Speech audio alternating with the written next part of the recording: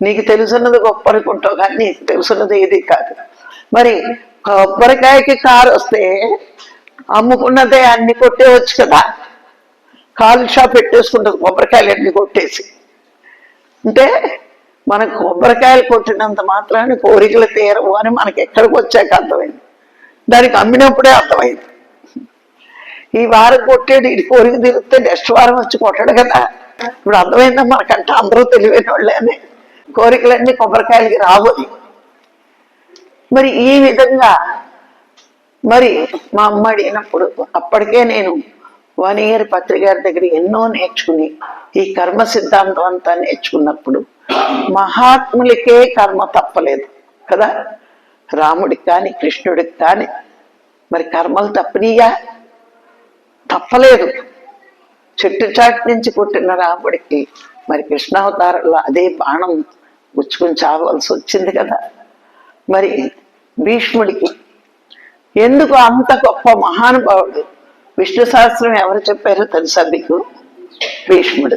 మరి అంత గొప్ప వ్యక్తి భారత యుద్ధం అయిపోయాక ధర్మరాజు కృష్ణుడిని అడిగాడట, ధర్మం అంటే ఏంటి? ఈ ప్రపంచానికి ధర్మం చెప్పిన వాడెవడు? ఈ ధర్మాన్ని ఏర్పరిచిన వాడెవడు? నాకు తెలియచెయ్యి అంటే కృష్ణుడు నాకంటే కూడా భీష్ముడు బాగా చెప్తాడు. ఆయన అసల్గిత బ్రహ్మచారి, గొప్ప యోధుడు, గొప్ప జ్ఞాని, ఆయన్ని మించి ఎవరూ చెప్పలేరు అని చెప్పి భీష్ముడి దగ్గరికి ధర్మరాజుని పాండవులను తీసుకెళ్తే అప్పుడు భీష్ముడు బోధే ఇప్పుడు విష్ణు సహస్రనామంగా మనం పారాయణాలు చేసుకుంటున్నాం. అదంతా ధర్మం గురించే. ఈ లోకాన్ని పరిపాలించిన వాడెవడు? ఏ ధర్మంతో లోకం నడుస్తుంది? అవన్నీ విష్ణు సహస్రనామంలో ఉంటాయి. అయితే మరి అంత గొప్ప భీష్ముడు అంపశయ్య మీద ఎందుకు మరణించవలసి వచ్చింది? మరి అంశతూలిక తల మీద పడుకోవచ్చు కదా. బాణాలు గుచ్చుకుంటూ ఎందుకు పడుకున్నాడు అంటే ఆయన చేసిన చిన్న కర్మ ఏంటంటే, ఒకరోజు రథం మీద వెళ్తున్నాడట. వెళ్తుంటే ఒక పాము రథచక్రాలకు అడ్డంగా వెళ్తుందని, అయ్యో ఇది రథచక్రాల కింద పడి మరణిస్తుంది అని ఒక బాణం తీసుకుని దాన్ని పక్కకు వేస్తే అది ముళ్ళ పొద మీద పడి ముళ్ళన్నీ గుచ్చుకుని నరక యాతన పడి మరణించింది. రథచక్రాల కింద పడి కొట్టే చచ్చిపోతే ఒకసారి వస్తుంది, కానీ ముళ్ళన్నీ గుచ్చుకుని ఎంతో బాధని అనుభవించి మరి ఈయనకి కర్మ వచ్చింది కదా. పక్కోళ్ళు దాంట్లో తలెందుకు దూర్చాడు. అందుకని ఈయన కూడా అంపశయ్యం మీద, ఆ ముళ్ళు బాణాల శయ్యం మీద పడుకుని ఆ కర్మని అనుభవించి ఆయన పోయాడు. ఇప్పుడు కర్మ పోగొట్టుకోవచ్చు అనుకుంటున్నారు మీరు, పోదు. నెక్స్ట్ జన్మకు పోస్ట్ పోన్ అవుతుంది. మనం అదో అనేసుకుంటున్నాం. కానీ అందుకే యోగులు కర్మ అనుభవిస్తారు. ఒక రమణ భగవాన్ కానీ రామకృష్ణ పరమహంస కానీ పోగొట్టుకోలేక కాదు, శక్తి ఉంది, కానీ మళ్ళా దానికోసం జన్మ తీసుకోవాలి కాబట్టి వాళ్ళు జన్మ తీసుకోరు. మరి ఆ విధంగా కర్మ తప్పిందా భీష్ముడికి? విదురుడు ఎవరో తెలుసా గత జన్మ మీకు? యమధర్మరాజు. యమధర్మరాజు విదురుడిగా ఎందుకు పుట్టాడు అంటే, ఒకరోజు మాండవ్య మహాముని ధ్యానం చేసుకుంటూ కూర్చున్నాడట. కూర్చున్నప్పుడు కొంతమంది దొంగలు డబ్బుని దోచుకుని రాజభటులు మరి వెళ్ళిపోతున్నారు.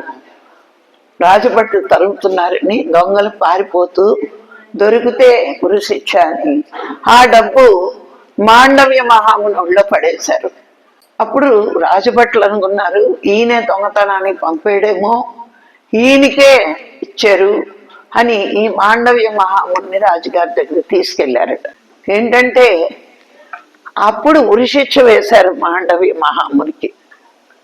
వేస్తే ఎలా ఉండేది అంటే, గుణపాన్ని తిరగబెట్టి భూమిలో పాతి దానికి నూనె రాసి దాని మీద కూర్చోబెడితే అది ముడ్లోంచి వెళ్ళి శిరస్సులోకి వచ్చి వాళ్ళు చచ్చిపోయేవారు.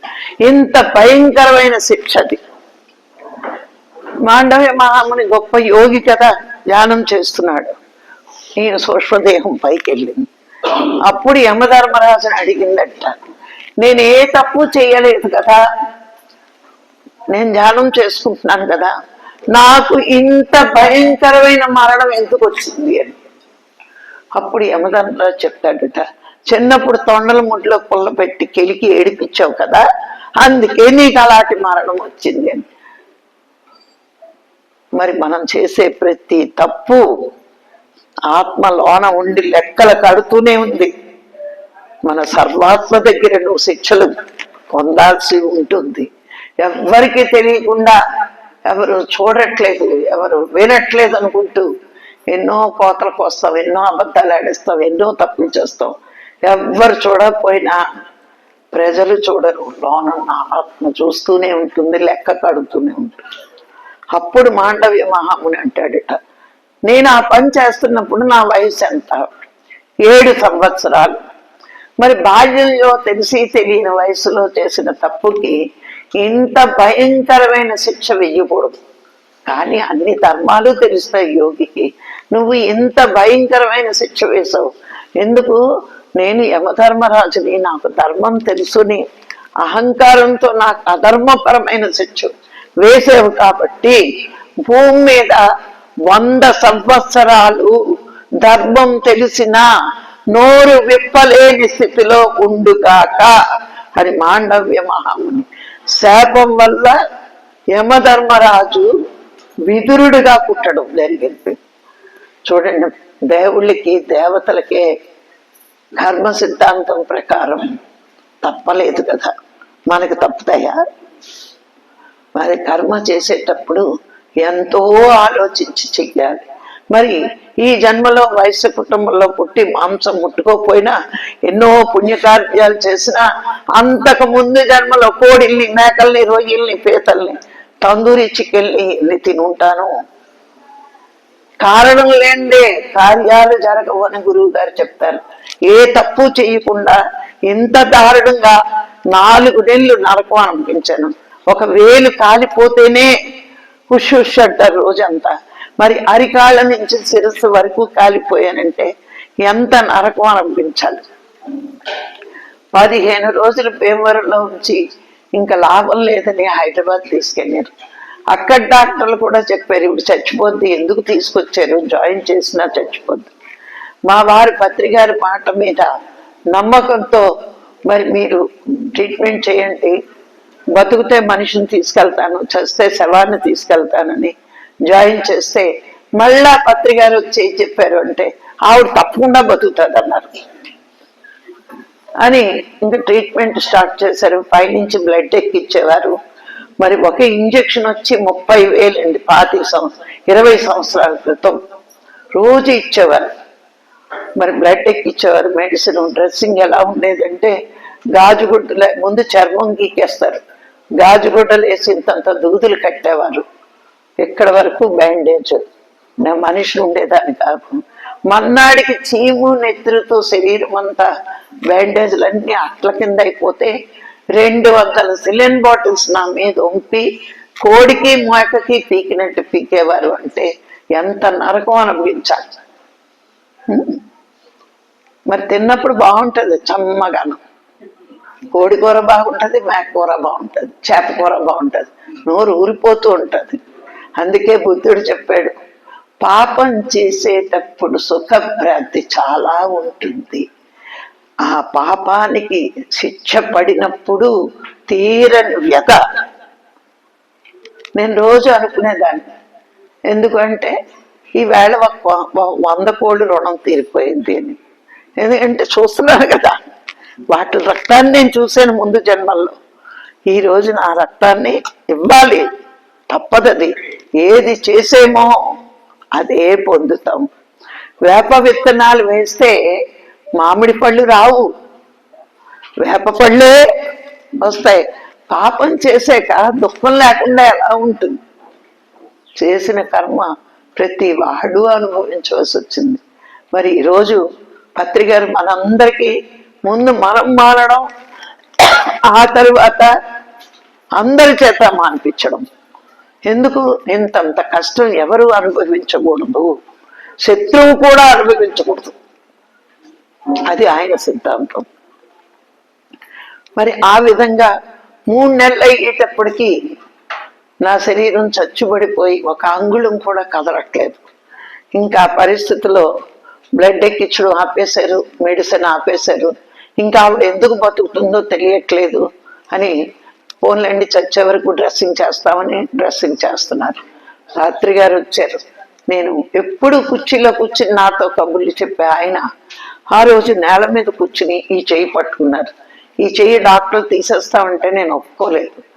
ఎందుకంటే నేను ఇన్స్టిట్యూట్లో 2 చేతులతో విద్య నేర్పాలి, ఇది తీస్తే కుదరదు, చచ్చిపోతానని ఒప్పుకోలేదు. ఇదే చేయి పట్టుకుని నేల మీద కూర్చుంటే ఆ రోజు నేను ఏడ్చాను బాగా. సార్ ఇంకా నాకు బతకాలని లేదు, చచ్చిపోవాలని సార్, ఇంకా మంచం మీద ఉండే బతుకు నాకు వద్దు సార్ అని నేను చాలా ఏడ్చాను. ఏడుస్తే పత్రికలో 1/2 గంట ఆయన ఇచ్చి అప్పుడు చెప్పారు, అమ్మా నీకు నా మాట మీద నమ్మకం ఉందా అని అడిగారు. ఉంది సార్ అన్న. అయితే ఏడు పాపేసి విను అని, నువ్వు తప్పకుండా బతుకుతావు, అన్ని పనులు చేసుకుంటావు అని గంట నచ్చ చెప్పి, ఇంకా సార్ ఏమన్నారంటే నువ్వు కళ్ళు మూసుకుని పడుకో, నేను పాట పాడతాను అని నానాటి బ్రతుకు నేను పడుకునే వరకు సార్ పాడారు. పాడి నన్ను పడుకోబెట్టి ఆయన మెల్లిగా బయటికి వెళ్ళారు. చూడండి, ఒకప్పుడు ఈ గురువే నాకు వద్దు అన్నాను. మరి ఆ గురువే చావు బతుకుల్లో ఉన్న నన్ను, చావు వరకు వెళ్ళిన నన్ను బతికించి మెడిసిన్ లేకుండానే నేను బయటకు వచ్చాను. నెల్లాళ్ళు నాకు మెడిసిన్ ఇవ్వలేదు, కానీ నేను బ్రతికి బయటకు వచ్చాను. ఇప్పుడు చెప్పండి, సారా నన్ను బతికించింది డాక్టర్. నెల్లాళ్ళకి నేను బతికి ఇంటికి వచ్చినప్పుడు ఇంకా నడక రాలేదు. డాక్టర్లు 6 నెలలు ఫిజియోథెరపీ చేస్తే నడక వస్తుంది అన్నారు.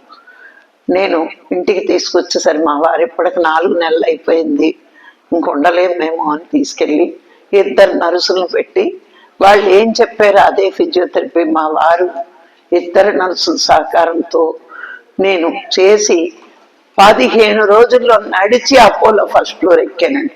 ధ్యానం అంటే అది ఎంత శ్రద్ధగా చేస్తామో అంత శ్రద్ధగా మనము పొందుతాం ఫలితాన్ని. మనకి ఎంత శ్రద్ధ ఉండాలంటే, ఈ పూటకి నేను అన్నం మానేస్తే చచ్చిపోను, కానీ ధ్యానం మానేస్తే నా ఆత్మని నేను పస్తు పెడుతున్నాను, ఆ పాపం నాదే. గురువు నాకు ప్రసాదం ఏంటి, ధ్యానం అనే ప్రసాదం ఇచ్చాడు, మరి నేను దాన్ని అశ్రద్ధ చేస్తానా? మీ ఆయన కోహినూరు నెక్లెస్ ఇచ్చాడు, ఒక రవ్వల నెక్లెస్ ఇచ్చాడు అనుకో, టేబుల్ మీద పెడతారా? 1 గ్రామ్ గోల్డ్ లాకెట్లు అయితే టేబుల్ మీద పారేస్తారు. మరి వజ్రాల నెక్లెస్ ఎక్కడ పెడతారు? బీరువాకి తాళం వేసి 100 సార్లు బీరువాకి చూస్తాం. దానికంటే విలువైంది. ఇవన్నీ ఇక్కడే వదిలేస్తాం. గమనించుకోండి, ఏది పూచిక పుల్ల రాదు. మనం పైనుంచి ఎట్లా వచ్చేమో, అమ్మ గర్భంలోంచి ఎట్లా వచ్చేమో, ఈ భూమి మీద నుంచి మనం వెళ్ళే ప్రయాణం కూడా అట్లాగే ఉంటుంది.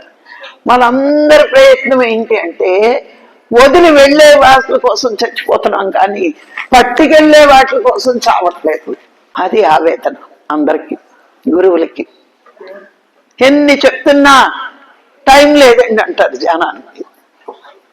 టైం ఎందుకు ఉండదు? నీకు ఊపిరి పీల్చుకోవడానికి టైం ఉంది కదా, మరి దీనికి ఎందుకు లేదు అంటే దీని విలువ తెలియట్లేదు. మృత్యువట అందరినీ భయపెడుతుందట. మృత్యువుని భయపెట్టే శక్తి యోగికి మాత్రమే ఉంది. గమనించుకోండి, ఒక యోగి మాత్రమే మృత్యువును కూడా శాసించగలిగే అంత శక్తిని పొందుతాడు. మరి ఇలా నడకొచ్చిన వెంటనే 15 రోజులకే నేను అపోలో 1st ఫ్లోర్ ఎక్కితే డాక్టర్లు ఆశ్చర్యపోయారు. నువ్వు చచ్చిపోతావు అనుకుంటే బతికావు, ఇంత తొందరగా ఎలా నడుస్తున్నావు? నువ్వు చచ్చిపోతావు అనుకుంటావు, బతికావు. సరే, 15 రోజులకు నువ్వు నడిచావు. మీరు మెడిసిన్ ఇస్తారు, మేము మెడిటేషన్ చేస్తాము, 2 కలిస్తే బాగా కోలుకుంటారు. అని చెప్పి నడకొచ్చిందని పత్రి గారి ఇంటికి వెళ్ళా. ఆయన ఇంకా నాకు నడక రాలేదనుకుని కారులో ఫ్రంట్ సీట్లో కూర్చుంటే ఇలా చేతుల మీద ఎత్తి వెళ్ళి తీసుకెళ్ళి దేవాలయం మీద పడుకోబెట్టారు. అప్పటికి ఎలా అయిపోయానంటే చూడండి, వంకాయ కొనుక్కుని తెచ్చుకునే వెంటనే బాగా ఉంటుంది, కాల్చాక ఏమైపోతే ముడుచుకుపోతుంది. అట్లాగే నేను సన్నగా బ్లడ్ అంతా పోయి ముడుచుకుపోయాను. ముడిచిపోతే పుల్లలో ఉంటాను కదా, టపీమని ఎత్తుకోవచ్చు. తీసాడు, ఈసారి తినైతే అవడం పోయి తీసుకెళ్ళి పడుకోబెట్టి వాళ్ళ అమ్మగారిని చేయి పట్టు లాక్కొచ్చాడు. అమ్మ బీవర్ మేడం వచ్చింది చుద్దుగాని. ఆ మేడం వచ్చి ఏమంతంటే, నువ్వు హాస్పిటల్లో ఉన్నప్పుడు నా కొడుకు తల్లడిల్లిపోయాడమ్మా, ఈవేళ నా కొడుకు ఎంత కళకళలాడుతూ నవ్వుతున్నాడో చూడు అన్నాడు. నేను పత్రికారి ముఖం చూస్తే ఏమనిపించిందంటే, నవ్వుతూ నా కోసం చూస్తున్నారు. ఒక బిడ్డ చనిపోతుంది అనుకుంటే బతికి ఇంటికి వస్తే తండ్రి ఎంత ఆనందపడతాడో అంత ఆనందాన్ని నేను పత్రికారి కళ్ళల్లో చూశాను. అప్పుడు ఏమన్నాడు నన్ను చూసి, అపరంజి బొమ్మలా ఉన్నావు తల్లి అన్నాడు. జుట్టు ఇక్కడ వరకు లేదు, ఈ హైబ్రోస్ కాలిపోయి అన్నీ కాలిపోయి శరీరం అంతా ఇలా అయిపోయింది. మరి ఇంత భయంకరమైన రూపం చూసి అపరంజి బొమ్మలా ఉన్నావమ్మా అన్నాడు. అంటే ఏంటి, అక్కడ నేను అపరంజి బొమ్మను కాదు, నా ఆత్మ అపరంజి బొమ్మలా కనిపించింది. అప్పటి వరకు నాకు నిజంగా చిన్నప్పటి నుంచి ఒక గర్వం, చాలా అందగెత్తినని, తర్వాత డబ్బున్నదాన్ని, పదవులు ఉన్నాయని, ఇన్ని అహంకారాలు నాకు ఉండేవి. నా జడి ఇక్కడికి ఉండేది. ఇన్ని అహంకారాలు 5 నిమిషాల మంటల్లో ఆత్మ చుట్టూరు నా మనసులో ఇన్ని అహంకారాలు ఉన్నాయి. అవి ఆయనకే తెలుస్తాయి.